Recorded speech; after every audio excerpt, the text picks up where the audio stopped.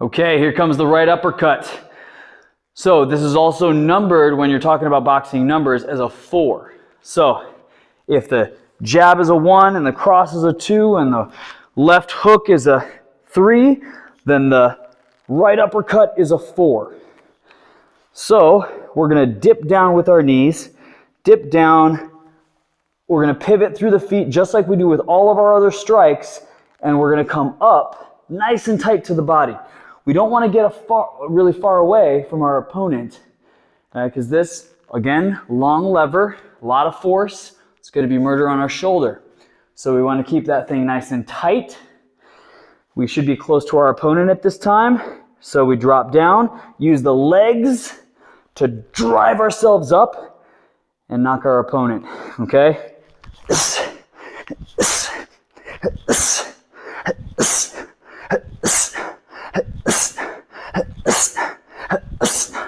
Notice the pivoting through the trail foot.